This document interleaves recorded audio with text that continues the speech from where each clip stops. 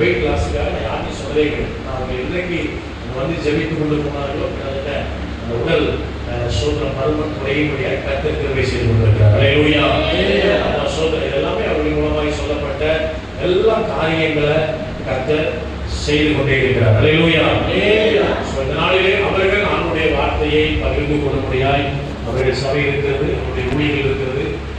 சோதனை அதன் மத்தியிலும் இந்த சின்ன கூட்டத்திலே நம்மளோடு கூட ஆண்டவருடைய வார்த்தையை பகிர்ந்து கொள்ளும்படியாய் நம்ம மத்தியிலே வந்திருக்கிறாங்க. அவருடைய ஆண்டவராகிய இயேசு கிறிஸ்துவின் நாமத்திலே நாம் கரங்களை தட்டி வரவேற்போம். கர்த்தர் நம்மோடு கூட பேசுவார்.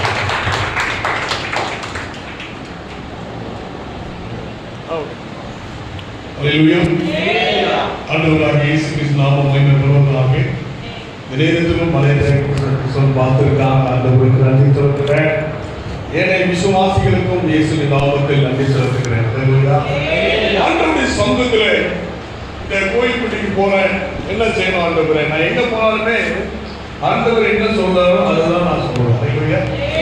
அக்கா பார்த்து ஒரு பிளஸிங்கா பேசணும், ஏதாவது ஒன்று பேசணும், அப்படி எதுவுமே கிடையாது. ரொம்ப நேரம் ஜெபித்த ஆண்டவரே இந்த சபைக்கு என்ன சொல்லுது, இதுவரைக்கும் எப்படி இருந்துச்சோ, ஆனா ஆண்டவர் சொல்றார் 2024ல நான் புதிய காரியத்தை செய்கிறேன் கர்த்தர் சொல்கிறார். புதிய காரியத்தை வாசிக்கலாம். ஏசியா தீர்க்கதரிசன புத்தகத்துக்கு நேராக திருப்பலாம். ஏசியா தீர்க்கதரிசன புத்தகம் 43வது அதிகாரம் 19வது வசனத்தை ஒருவர் வாசிக்கலாம். 43:19 இதோ புதிய காரியத்தை செய்கிறேன். ஒரு பாருங்கள், இதோ நான் புதிய காரியத்தை செய்கிறேன். நான் வந்து பார்க்கிறேன், நிறைய மக்கள் சர்ச்சுக்கு வரல, போனதற்கு வந்தவங்க இந்த ஒருத்தருக்கு வரல. அப்பதான் நினைச்சேன் கர்த்தர் சொன்னது கரெக்ட், கர்த்தர் சொன்னது கரெக்ட். அப்பதான் புரிஞ்சு கர்த்தர் ஏதோ ஒரு காரியத்தை இந்த வருஷத்துல சபைக்கு புதிய காரியத்தை செய்ய போகிறார். அது எப்படி செய்ய போகிறார், எப்படி செய்ய போகிறார், அதை பத்தி கேட்க வேண்டிய வேலை நமக்கு இல்ல, செய்ய வேண்டிய வேலை கர்த்தருடைய. அல்லேலூயா. அவர் சொன்னார்னா கட்டாயம் அதை செய்வார். அல்லேலூயா. ஆண்டவர் யாருக்கு செய்கிறாரா, எப்படிப்பட்ட காரியங்களை செய்கிறாரா? யோனா புத்தகம் 1வது அதிகாரம் 9வது 8 9 ஒருவர் வாசிக்கலாம். யோனா புத்தகம் 1வது அதிகாரம் 8 9 ஒருவர் வாசிக்கலாம். அப்பொழுது அவர்கள் அவனை நோக்கி யார் நிமித்தம் இந்த ஆபத்து நமக்கு நேரிட்டது என்று நீ எங்களுக்கு சொல்ல வேண்டும். உன் தொழில் என்ன? நீ எங்கே இருந்து வருகிறாய்? உன் தேசம் எது? நீ என்ன ஜாதியான் என்று கேட்டார்கள். அதற்கு அவன் நான் எபிரெயன், சமுத்திரத்தையும் பூமியையும் உண்டாக்கின பரலோகத்தின் தேவனாகிய கர்த்தரிடத்தில் பயபக்தி உள்ளவன் என்றார். அல்லேலூயா. பாருங்க, யாருடைய வாழ்க்கையிலே 2024ல இந்த சபையில ஆண்டவர் புதிய காரியத்தை செய்கிறாரா? பக்தி உள்ளவரிடத்திலே கர்த்தர் புதிய காரியத்தை செய்கிறார். அல்லேலூயா. கொஞ்சம் பேர் நிறைய சபையில சின்ன பேர் இருந்தாங்கன்னா கொஞ்சம் தான் வச்சு போவாங்க. போதும் நீங்க இருந்ததுக்கு இவ்வளவு ரொம்ப அதிகம் தெரியும். ஆனா இது சபையில ஆராதிக்கும் போது நான் பார்த்த பெரிய பெரிய சபையெல்லாம் பேசியிருக்கேன். அந்த ஊர்ஷிப்பை கர்த்தரை கொடுத்தார். அல்லேலூயா. அவர் ஜனங்களை பார்க்கவில்லை, கர்த்தருக்கு நாம் உண்மையாய் ஊழியங்களை பண்ணி உண்மையாய் பகவத்தியாய் இந்த காரியங்களை செய்யும் போது ஆண்டவர் நம்முடைய வாழ்க்கையிலே புதிய காரியத்தை செய்கிறார். அல்லேலூயா. முதலாவது ஆண்டவர் என்ன செய்கிறாரா? பக்தி உள்ளிடத்திலே கர்த்தர் செய்கிறார். இன்னைக்கு நீங்க ஆபத்துல வந்திருக்கலாம், கடன் பிரச்சனையில வந்திருக்கலாம், வியாதியில வந்திருக்கலாம், வாழ்க்கையில என்ன செய்வதுன்னு தெரியாம வந்திருக்கலாம். கர்த்தர் சொல்றாரு, எல்லாத்தையும் நீ விட்டுருமா, நீ ஒரே ஒரு காரியத்தை போய் எனக்காக நீ பக்தி வைராக்கியமா. அல்லேலூயா. அந்த பக்தி வைராக்கியம் உங்களுடைய வாழ்க்கையிலே காணப்படுமையானால் எப்பேற்பட்ட பிரச்சனை இருந்தாலும் வாசிக்கலாம். 2ல யோனா 2வது அதிகாரத்திலே 9-10 வாசிக்கலாம். 2வது அதிகாரத்துல 7-8 வாசிக்கலாம். என் ஆத்மா என்னில் தோய்ந்து போகையில் கர்த்தரை நினைத்தேன். அப்பொழுது என் விண்ணப்பம் உமது பரிசுத்த ஆலயத்திலே உம்மிடத்தில் வந்து சேர்ந்தது. பொய்யான மாயையை பற்றிக் கொள்கிறவர்கள் தங்களுக்கு வரும் கிருபையை போக்கடிக்க. இப்ப பாருங்க, யோனாவுடைய வாழ்க்கையில மிகுதியான நெருக்கம். எப்படி இருக்கும்? மிகுதியான நெருக்கம். அவன் என்ன இருக்கான்? மீனுடைய வயிற்றுல இருக்கிறான். இப்போ அவனை தப்பித்துக் கொள்வதற்கு வேற வழி இல்லை, எந்த காரியம் இல்லை. ஆண்டவர் சொல்றாரு, இந்த 2024 எல்லாத்தையும் நீ பழைய காலத்தெல்லாம் மறந்துடு. இல்ல பழைய காலத்தெல்லாம் மறந்துடு. உன் வாழ்க்கையில என்ன நடந்திருக்கலாம், உனக்கு எத்தனை பேர் பிராமிஸ் பண்ணிருக்கலாம், எத்தனை பேர் உதவி செய்யுங்கன்னு சொல்லியிருக்கலாம், எத்தனை பேரும் எந்த காரியங்களையும் சொல்லியிருக்கலாம். ஆனா ஆண்டவர் சொல்றாரு, எப்ப நீ கவலைப்படாத, 2024 உன்னுடைய குடும்பத்துல, உன் ஊழியத்துல, உன் சபையில, உன் வீட்டுல நான் புதிய காரியத்தை செய்வேன்.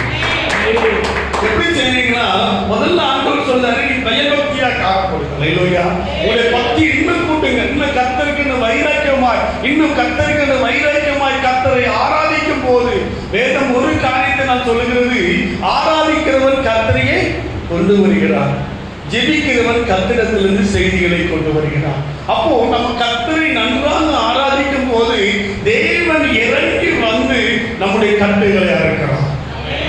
தேவன் இறங்கி வந்து நம்முடைய வாழ்க்கை ஆராதனையை அவர் மகிமைப்படுத்துகிறவராக இருக்கிறார்.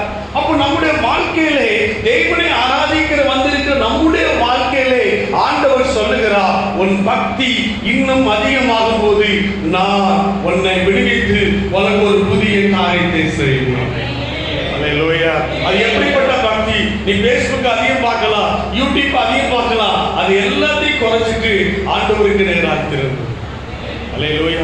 நீங்க உலகத்துல அதிக காரியங்கள் மனுஷத்துல பேசலாம், அது எல்லாத்தையும் விட்டுட்டு ஆண்டவர் நோக்கி பாரு.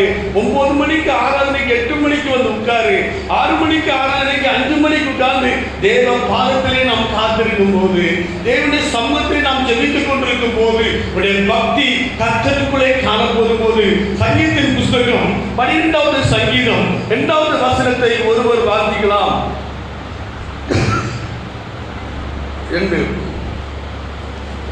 1 வாசிங்க. 12:1. ரட்சியும் கர்த்தாவே, பக்தி உள்ளவன் அற்றுப் போகிறான், உண்மை உள்ளவர்கள் மறுபுத்தரில் குறை. அப்போ ரட்சியும் கர்த்தாவே, பக்தி உள்ளவன் அற்றுப் போகிறான், உண்மை உள்ளவர் மண்புற்றில் எப்படி இருக்கிறார்கள்? குறைந்து இருக்கிறார். அப்போ இன்னைக்கு நம்முடைய வாழ்க்கையில நிறைய பேர் இப்படி இருக்கா, அப்படி இருக்கா, சோர்வை சொல்லி எல்லாருமே சோர்வடைச்சிட்டாங்க. ஹல்லேலூயா. என்ன பண்ணானா, நல்லா கதை சொன்னாதான் மக்களுக்கு புரியும். அப்பாவும் பையனும் நடந்து போனாதான் ஒரு இந்த கண்ணுக்குட்டியை கூட்டிட்டு போயிருக்கான். யாரெல்லாம் கூட்டிட்டு போயிருக்கான்? அப்பாவும் பையனும் எதை கூட்டிட்டு போயிருக்கான்? கண்ணுக்குட்டியை போயிருக்கான். ஒருத்த சொல்லியிருக்கான், அறிவு இருக்காடா உங்களுக்கு, அப்பாவும் பையனும் கண்ணுக்கு நடந்து போறான், பையனை தூக்கி எங்க வை, கண்ணுக்குட்டி மேல வச்சு நீங்க நடந்து போங்கடான்னு சொன்னாங்க. சரி, இவன் சொல்ற யோசனை எப்படி இருக்கு, ரொம்ப நல்ல யோசனையா இருக்குன்னு சொல்லிட்டு அப்படியே கூட்டிட்டு போயிருக்கான். இன்னொருத்த வந்தானா, உனக்கு அறிவு இருக்காடா, என்ன சொல்லுங்கண்ணா, அப்பாவை நடக்க விட்டுட்டு பையன் கலந்துக்கு இந்த காட்டு இந்த குட்டி மேலே ஏறி போறீங்கன்னு சொன்னானா. சரின்னு சொல்லி அவனை இறக்கி விட்டு யார் ஏறினாரா? அப்பா ஏறினாரா. கொஞ்சம் தூரம் இன்னொருத்தன் வந்தானா, உனக்கு அறிவு இருக்கா, மாடு கண்ணுக்குட்டி தான் இவர் செத்துற போது நீ இறங்கிட்டு அதை சும்மா நடந்துட்டு போன்னு சொன்னானா. கடைசியில பார்த்தானா, ஒருத்தன் என்ன பண்ணானா, இது எல்லாம் வேண்டான்னு சொல்லி அதை என்ன செய்தான், சமுத்திட்டே போயிட்டான். இன்னைக்குள்ள பிரச்சனை எல்லாருக்கும் அப்படி இருக்கு, அப்படிதான் இருக்கு. அவன் சொன்னான், இவன் சொன்னா இதெல்லாம் நீங்க பார்க்க கூடாது. ஹல்லேலூயா. சங்கீதம் 121:1 சொல்லுது, வானத்தையும் பூமியையும் உண்டாக்கின கர்த்தரிடத்திலிருந்து எனக்கு என்ன வருமா? ஒத்தாசை வருமா? உண்மையிலே ஒரு ஒத்தாசை வரும்னா கட்டாயம் நமக்கு ஒத்தாசை வரும். ஹல்லேலூயா. உடைய பக்திக்கு எடுத்துக்காட்டா வேதநாயகம் சாஸ்திரியார்கள் அவர்கள் படித்த ஒரு பாட்டு எனக்கு ரொம்ப பிடிக்கும். என்னன்னா, தேவா இரக்கம் இல்லையோ எல்லாம் அறிந்த ஜோதியும் நீரே. எப்படி? தேவா இரக்கம் இல்லையோ எல்லாம் அறிந்த ஜோதியும் நீரே. அந்த பாட்டு வேதநாயகம் சாஸ்திரியார் அவர்கள் படித்த ஒரு பாட்டு. வேதநாயகம் சாஸ்திரியார் அவர்கள் தன்னுடைய ஆரம்ப நாள் ஊழியத்துல சின்ன கஷ்டம், ரொம்ப கஷ்டம். இப்போ அப்பெல்லாம் ரொம்ப கஷ்டம். ஃபர்ஸ்ட் நாள் ஊழியத்துல யாருக்குமே சாப்பாடுக்கு ரூபாயே அவர்களுக்கு கொடுக்க முடியல. 2வது வந்தாங்க, அப்பவும் ஒய்ஃப் சின்னங்க கட்டிச்சு, ஒண்ணுமே சாப்பாடுக்கு இல்லை அப்படின்னு சொன்னார். இந்த பிள்ளை அழ ஆரம்பிச்சு, இந்த பிள்ளை ஆரம்பிச்சு அவருடைய பையன் அழ ஆரம்பித்து உடனே அவர் செவுத்து பக்கமாய் திரும்பி நல்லா கவனிச்சுக்கோ, உன் வாழ்க்கையில என்ன கஷ்டத்துல இருக்கலாம், என்ன கண்ணீர் இருக்கலாம், அதை பார்க்காத கர்த்தரை நோக்கிப்பார். அல்லேலூயா. செவுத்து பக்கம் திரும்பி இந்த பாட்டை ஐயா படித்தார்களாம். படித்து முடிப்பதற்குள்ளே கதவு தட்டப்பட்டது. கதவு தட்டி சொன்னார்களாம், ஐயா கல்யாண வீட்டுக்கு வருவர்கள் வரலை, அதனால் ஏதேயாம் சாஸ்திரியார் அவர்களுக்கு இந்த சாப்பாடை அனுப்புவீர்கள் என்று சொன்னார்களாம். நல்ல கவனிச்சுக்கோ, நீ கஷ்டப்பட்டவன வட்டிக்காரனை பாக்குற, கஷ்டப்பட்டவன பக்கத்து வீட்டுக்காரனை பார்க்க, பக்கத்துல சொந்தக்காரனை பாரு, ஒரு நேரம் போன் அடி, அடுத்த நேரம் போனே எடுக்கவே மாட்டான். ஏன்னா நம்ம என்ன செய்யலாம், ரூபாய் தான் கேட்கிறான்னு சொல்லி எடுக்கிற பொல்லாத காலம். அல்லேலூயா. உன்னை பக்தி ஆண்டவருக்கு நேராய் ஆண்டவரை ஆராதிக்கவும், ஆண்டவரை துதிக்கவும், ஆண்டவருடைய நாமத்தை மகிமைப்படுத்தவும் நீ இன்றைக்கு ஒரு தீர்மானம் எடுத்து கர்த்தரிடத்திலே நான் பயபக்தி உள்ளவனாய் காணப்படுவேன். ஆண்டவரே, என் பிள்ளையுடைய பிரச்சனையை மாற்றும், என் சபையுடைய பிரச்சனையை மாற்றும், என் வாழ்க்கையுடைய பிரச்சனையை மாற்றும் நீ சொன்னேன்னா உன் பிரச்சனை இன்னைக்கு மாறும். அல்லேலூயா. எந்த அவசியம் இல்லை. நீங்கள் ஆராதிக்கும் போது கர்த்தர் கட்டுகளை அறுத்து அவர் உங்களை விடுவித்து உங்களுக்கு ஒரு புதிய காரியத்தை அவர் செய்ய போகிறார். புதிய காரியத்தை செய்வதற்கு முதலாவது நீங்கள் செய்ய வேண்டிய காரியம் என்றால் பக்தியை கூட்டுங்க. பக்தி என்ன செய்யணும்? கூட்டு. நீங்க பழைய பிரேயர் எவ்வளவு நாளும் பண்ணிடலாம். 5 மணி நேரம் பிரேயர் பண்ணா 6 மணி நேரம் பண்ணு, 2 மணி நேரம் பிரேயர் பண்ணா 3 மணி நேரம் பண்ணு, அதிக நேரம் பேசு. நம்முடைய முதலாவது பக்தியை நீங்கள் கூட்டுங்கள். பக்தியை கூட்டுறதுக்கு முன்னே பக்கத்துல காவக்கூடாது. என்ன செய்யக்கூடாது? பக்கத்துல என்ன செய்யக்கூடாது? அப்புறம் கண்ணு குட்டி கதையா அடுத்தவங்களை பார்த்தனாலதான் நம்ம இந்தியா நாசமா போயிட்டு. நம்ம அடுத்த ஆண்டவரை பார்க்க வேண்டும். யாரை பார்க்கணும்? ஆண்டவரை பார்க்க வேண்டும். நல்ல கவனிங்க, நமக்காக அவரை கவனிப்போம். என்று சொல்லி உலக பிரசங்கப்பட்ட தேவனுடைய மனுஷனுடைய செய்திகளை குறித்து நான் தியானித்துக் கொண்டிருந்தேன். அந்த செய்தியில ஒரு காலத்திலே அவருக்கு கல்யாணம் முடிஞ்சிச்சு. கல்யாணம் முடிஞ்சுட்டா தனியா ஒரு வீட்டுல அவருக்கு என்ன இல்லை, வாடகை கொடுக்கறதுக்கு பணம் இல்லை. ஒரு விசுவாசி வீட்டுல தங்கியாச்சு. ஒரு பெட்ரூம் யாருக்கு? அவங்களுக்கு. அப்படியே வாழ்ந்தாங்க. குழந்தையும் பிறந்துச்சு. அப்போ எங்கதான் இருக்காங்க? அந்த வீட்டுல இருக்காங்க. அந்த வீட்டுல இருக்கும்போது பாலுக்கு மோருக்கு யார்கிட்ட போகணும்? ஐயா பிரிச்சு திறந்து பால் எடுத்துக்கணுமா கேட்கணும். எல்லாத்துக்கும் ஒய்ஃப் சொல்லிச்சான், என்னையா நீ கல்யாணம் முடிஞ்சு இவ்வளவு நாள் ஆச்சு, நீ இப்படி கஷ்டப்பட்டுட்டு இருக்க, நான் உண்மையில என் வீட்டுக்கே நானே போறேன் அப்படின்னு சொல்லி அந்த அம்மா ரொம்ப வருத்தப்பட்டுச்சு.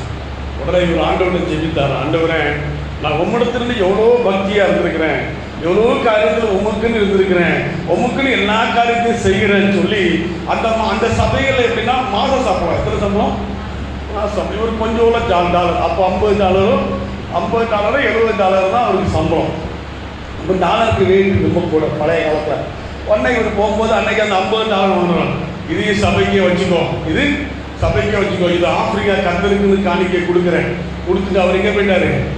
வீட்டுக்கு போயிட்டார். அப்போ அந்த அம்மா சொல்லிச்சா, இன்னைக்கு என்ன பண்ணிட்டா, எல்லா காணிக்கையும் அங்கேயே கொடுத்துட்ட, இன்னும் ஒன்று செஞ்சுட்ட, கர்த்தர் நமக்கு ஒண்ணுமே செய்யல, நீ இப்படி ஊழியம் சொல்லி எல்லாம் கொடுத்துட்டிய, ஆண்டவர் நமக்கு என்ன செய்வார்? ஆமென். நல்ல கவனிங்க, நான் இன்னும் நல்ல விசுவாசத்துல ஒரு பக்தி உள்ளவன் ஒருவன் எங்க இருந்தாலும் அவனை தேடி கர்த்தர் வருவான்.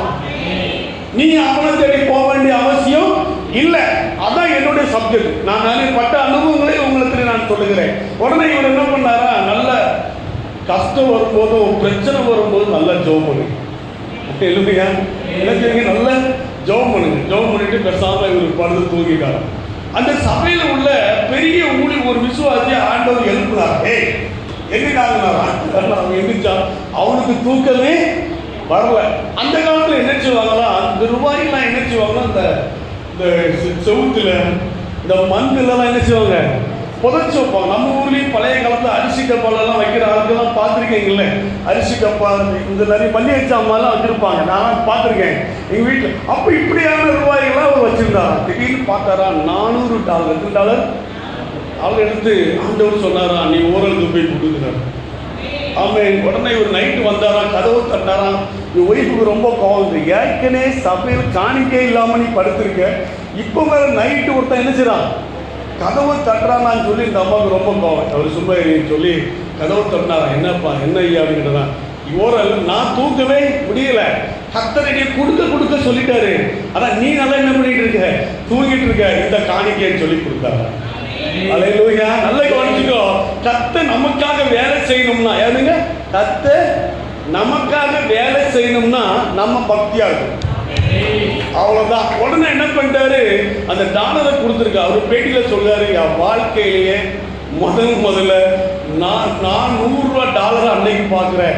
$400 நான் அன்னைக்கு தான் பார்க்குறேன். அதுக்கப்புறம் தான் நான் வீடு வாங்குறேன்னு சொல்லி. அல்லேலூயா. அப்போ பாருங்க, காரணம் என்றால் நம்முடைய இருதயத்தின் யோசனைகளையும் நம்முடைய இருதயத்தின் எண்ணங்களையும் நம்முடைய இருதயத்தின் எல்லாவற்றையும் அவர் அறிந்திருக்கிறார்.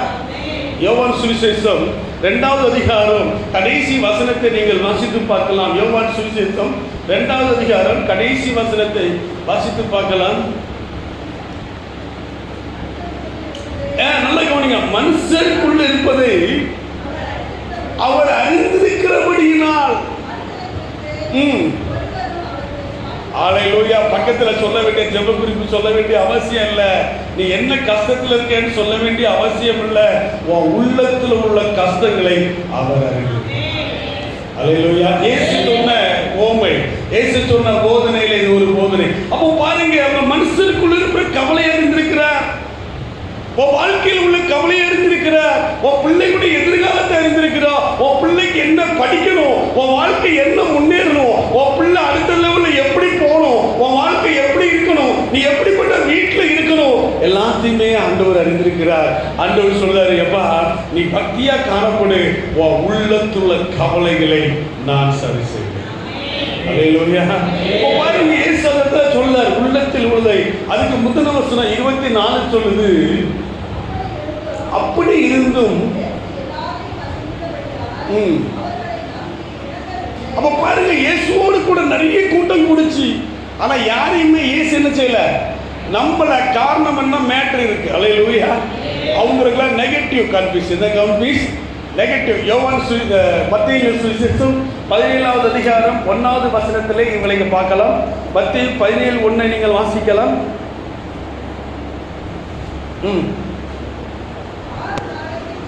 6 நாட்களுக்கு பின்பு பேதுருவையும் யாக்கோபையும்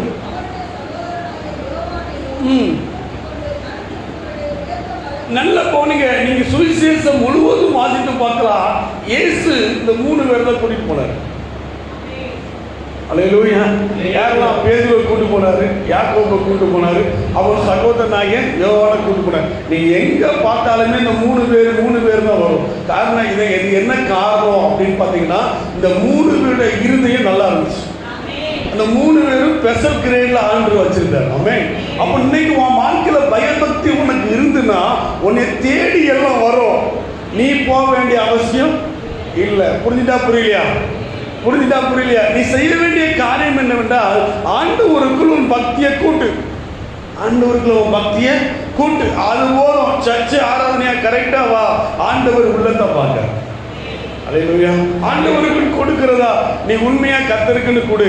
2வது, உள்ளத்தில் உள்ள கவலையை ஒரு அறிந்திருக்கிறேன். நம்ம வாழ்க்கையில எல்லா கவலைகளும் நம்ம கடந்து வந்துட்டோம். நம்முடைய வாழ்க்கையை சொல்ல முடியாதபடி வேதனையோடு இருக்கிறோம். எல்லா நிலையிலும் ஆண்டவர் என்ன பண்றாரு? அது உள்ளத்துள்ள கவலைகளை மாத்துறாரு. நம்முடைய தேவைகளை அறிஞ்சிருக்காரு. எல்லாத்தையும் செய்தாருன்னா முதல்ல நீ செய்ய வேண்டிய வேலையோ, உனக்கு 2 காரியத்தை சொல்லியிருக்கேன். உன் பக்தியை கூட்டு. பக்தியை கூட்டும் போது உன்னை தேடி ஆசீர்வாதம் வருது. அந்த பக்தியை கூட்டும் போது கர்த்தர் உன்னை விடுவிக்கிறார். கர்த்தர் என்ன செய்தார்? உன்னை விடுவிக்கிறார். ஆபத்திலிருந்து உன்னை கர்த்தர் என்ன பண்றாரு? விடுவிக்கிறார். அப்ப அந்த பக்தி என்பது நம்முடைய வாழ்க்கையில் ரொம்ப முக்கியம். நிறைய பேர் சர்ச்சைன்னா சும்மா வந்து உட்கார்ந்துட்டு கடமையை போச்சுட்டு போறது அல்ல. பாச சத்தம் போடுவாரு, என்னங்க நீங்க வரலன்னு சொல்லுவீங்க, அதை தப்பா நினைப்பாருன்னு சொல்லி வரக்கூடாது. நம்ம உண்மையான இருதயத்தோடும் ஒரு முழு ஆத்மாவோடும் ஒரு முழு பலத்தோடும் கர்த்தரிடத்தில் என்ன செய்ய வேண்டும்? அன்பு கூற வேண்டும். நல்லா கவனிச்சு பாருங்க. சமுத்திரத்தின் ஆழம் என்பது அநேக மைல்கள். சமுத்திரத்தின் ஆழம் என்பது அநேக மைல்கள். ஒரு சாதாரண கிணத்துல விழுந்தாலே கூப்பிட்டாலே சத்தம் என்ன செய்யாது? கேட்காது. அவன் மீனுக்கு அடியில லாஸ்ட் எண்டில் போய் மீனுக்குள்ள இருந்து கூப்பிடுதானா? கூப்பிடலையா? நல்லா கவனிச்சு பார்க்கணும். சாதாரண யாருமே இதை சிந்திக்க முடியாது. சிந்திச்சு பார்க்கும்போது கர்த்தர் வசனம் சொல்லுது, மீனுக்கு கட்டளையிட்டான். அப்ப அதை அப்படியே கொண்டு கட்டிச்சு. நல்லா கவனிங்க. அப்ப என்ன அர்த்தம் அப்படின்னு பார்த்தீங்கன்னா, இவன் கூப்பிடுறதுல கர்த்தர் கேட்டார். ஃபர்ஸ்ட் சொன்ன பயபக்தி உள்ளவனை கர்த்தர் விடுவிக்கிறார். பயபக்தி உள்ளவனுக்கு தேவை எல்லாத்தையும் அவன் சந்திச்சிருக்கான். அப்போ நம்மளுடைய வாழ்க்கை அடுத்த ஸ்டெப்பு ஃபர்ஸ்ட் பயபக்தி. ரெண்டாவது என்ன ஸ்டெப்பு? தேவனுடைய உடன்படிக்கை. தேவனுடைய உடன்படிக்கை. நீங்க தவறா இயேசுவை பார்க்கக்கூடாது. தவறா இயேசுவை பார்க்கக்கூடாது. நிறைய பேர் தவறா இயேசுவை பார்த்தனாலதான் அவன் வாழ்க்கையில் அப்படி இருக்கான். வாசிக்கலாம். 1 சாமுவேல் புஸ்தகம் 18வது அதிகாரம் 4வது வசனத்தை ஒருவர் வாசிக்கலாம். 1 சாமுவேல் 18:4 ஒருவர் வாசிக்கலாம். யோனத்தான் 3 வாசிங்க. 1 சாமுவேல் 18:3. யோனத்தான் தாவீதை ஆத்துமாவைப் போல சிநேகித்ததினால் அவனும் இவனும் உடன்படிக்கை பண்ணிக்கொண்டார்கள். ஆமென். ஹல்லேலூயா. இந்த உடன்படிக்கை என்பது எந்த காரியத்தை குறிக்குதா? இயேசு கிறிஸ்துவோடு கூட நீங்கள் உடன்படிக்கை பண்ண வேண்டும். ஹல்லேலூயா. கல்யாணம் முடியும் போது பொண்ணு மாப்பிள்ளைய பார்த்து கேட்பாங்கப்பா, கடைசி வரைக்கும் இந்த பொண்ணை என்ன செய்வ, நீ காலம் தள்ளுவியா, எல்லாத்தையும் செய்வியா, எல்லாத்தையும் சரி சரின்னு தலையாட்டுவான். ஆனா அதுக்கு பேர் தான் உடன்படிக்கை. அந்த உடன்படிக்கை என்பதை சபைக்கு ஆண்டவர் உடன்படிக்கை கொடுக்கிறார். சபைக்கு ஆண்டவர் என்ன பண்ணுறாரு? உடன்படிக்கை கொடுக்கிறார். நிறைய பேருக்கு சபைனா என்னதுன்னு தெரியல. அதனாலதான் நிறைய வாழ்க்கை அற்புதத்தை பெற முடியாம இருக்கான். சபையின் மூலமாக தான் ஆண்டவர் எடுத்துக்கொள்ளப்படுவது கொண்டு வருகிறார். சபையின் மூலமாக தான் நம்மை ஆசீர்வதிக்கிறார். சபையின் மூலமாய் அநேக காரியங்கள் நமக்கு போதிக்கிறார். அல்லேலூயா. அப்ப இந்த உடன்படிக்கை என்பது இங்க யோனத்தானும் தாவீதும் உடன்படிக்கை பண்ணினார்கள் என்று வேதம் சொல்லுகிறது. இந்த உடன்படிக்கை குறித்து இன்னும் வாசிக்கலாம். ஆதியாகமத்தின் புஸ்தகம் எல்லாரும் திருப்பிக் கொள்ளலாம். 6வது அதிகாரம் 1வது வசனத்தை 7:1 வாசிக்கலாம். 7:1 வாசிக்கலாம். கர்த்தர் நோவாவை நோக்கி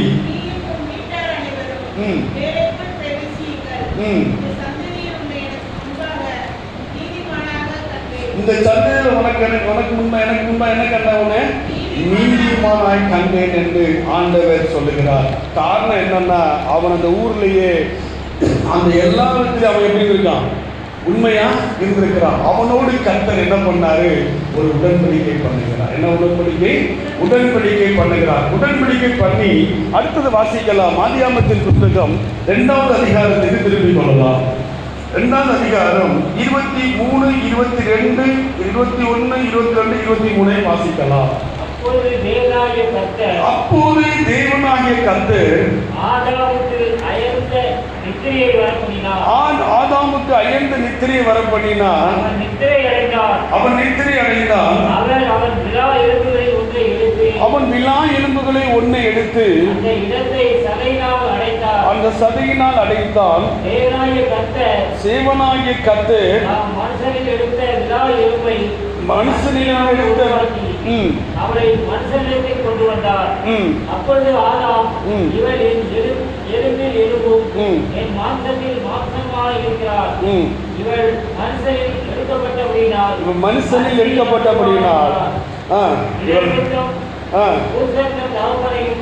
தன் தாயை விட்டு தன் மனைவியோடு இசைத்திருப்பார். அவர்கள் ஒரே மாம்சமாக இருப்பார்கள். அல்லேலூயா. ஆதியாகமத்தின் புஸ்தகம் 6வது அதிகாரம் 18வது வசனத்தை வாசிக்கலாம். ஆதியாகமம் 6:18.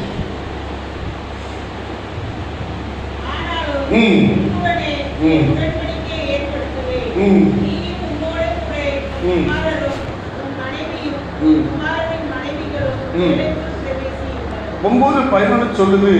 இனி ஆதியாகமம் 9:11, இனி மாம்சம் எல்லாம் ஜலப்பிரயத்தினால் சங்கரிக்கப்படுவது என்று பூமி அறிக்கை இனி ஜலப்பிரயம் உண்டாயின என்று உங்களோடு என் உடன்படிக்கையை ஏற்படுத்துவேன் என்று. ரைட்டா? எதுக்காண்டி நான் உங்களுக்கு சொல்லிட்டு வரேன்னா, அப்புறம் தான் உங்களுக்கு புரியும். புரியுதா? கல்யாணத்தில் தான் நம்ம உடன்படிக்கை கேட்டிருப்போம். அதான் அக்ரிமெண்ட்.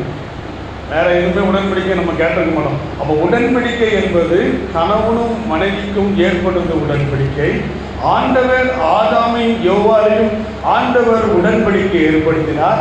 இப்போ வாசிங்க, எல்லாரும் திருப்பிக் கொள்ளலாம். எபேசியரின் புஸ்தகம் 5வது அதிகாரம் 13 வாசிக்கலாம்.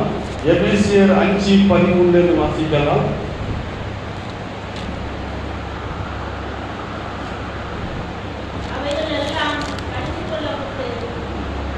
22 வாசம் 5:22.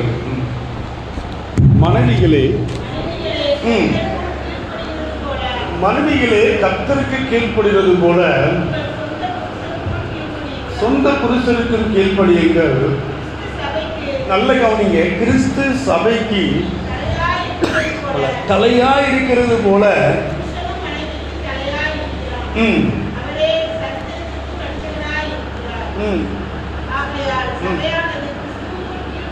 நல்ல கவனிங்க, சபையானது கிறிஸ்துவுக்குள் கீழ்ப்படுகிறது போல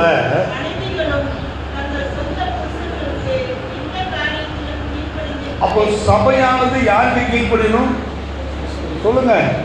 கிறிஸ்துவுக்கு கீழ்ப்படணும். ஊர்ல உள்ளவங்க என்ன செய்யக்கூடாது? கீழ்ப்படியக்கூடாது. அப்போ கிறிஸ்து சபைக்கு எப்படி இருக்கிறார்? பாவனையா இருக்கிறார். ஆதாமுடைய ஏவாளுடைய ஒரு எலும்பை எடுத்து ஸ்திரியை உண்டாக்கினது போல இயேசு கிறிஸ்து இரத்தத்தினால் சம்பாதிக்கப்பட்டதே சபை.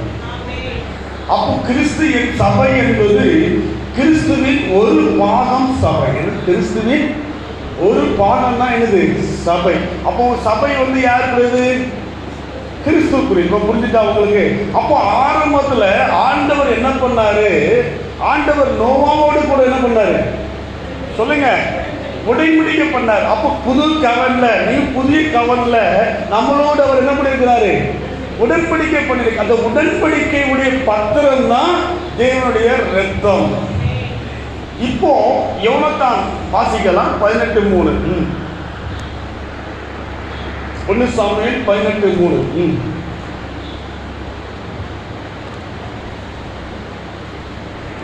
வாசிங்க 1 சாமுவேல் 18.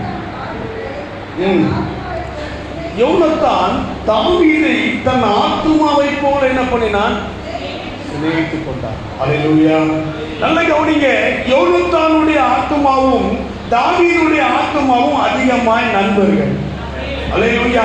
இயேசு கிறிஸ்துவும் சபையும் அன்புள்ளது. மாற்றம் இல்லை. இது புரியுதா புரியலையா? இயேசு கிறிஸ்துவும் சபையும் அன்புள்ளது. யோனத்தானுடைய ஆத்துமாவும் தாவீதுடைய ஆத்துமாவும் அன்புள்ளது. ஆனால் இங்கு என்ன நடக்கிறது என்றால் 2 சாமுவேல் 4வது அதிகாரம் 4வது வசனத்தை வாசிக்கலாம். 2 சாமுவேல் 4:4 வாசிக்கலாம்.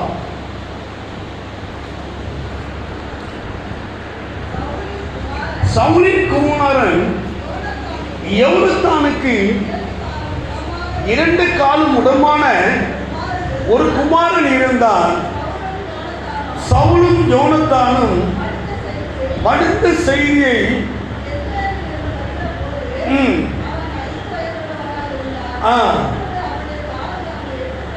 ஓடி போகிற அவசரத்திலே அவன் கீழே விழுந்தபடியினார் உடவனானான். அவனுக்கு மேபில்போசேத் என்று பெயர். அல்லேலூயா. இங்க என்ன ஆயிட்டான்? மேபில்போசேத் யோனத்தான் யுத்தத்திலே மடிந்து விட்டான். யோனத்தான் யுத்தத்தில் என்ன பண்ணிட்டான்? மடிஞ்சு போயிட்டான். ஆனா இங்க யாரு அக்ரிமெண்ட் போட்டது? தாவீதும் யோனத்தானும் அக்ரிமெண்ட் போட்டதுல அக்ரிமெண்ட் ஒரு ஆள் என்ன ஆயிட்டு? செத்து போயிட்டு. அப்போ செத்து போயிட்டா இவருடைய பங்கு யாருக்கு வரணும்? மேபில்போசேத்துக்கு வரணும். யாருக்கு வரணும்?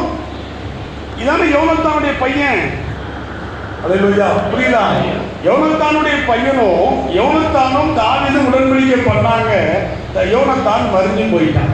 அப்போ மரிஞ்சு போனா அவன் சொத்து யாருக்கு வரணும்? அவனுடைய பையனுக்கு வரணும். யார்? யோனத்தானுடைய பையனுக்கு வரணும். ஆனா பையனுடைய லைஃப் எப்படி இருக்குன்னா, அவன் என்ன ஆயிட்டான்? கால் அவனுக்கு ஒடிஞ்சு போயிட்டு.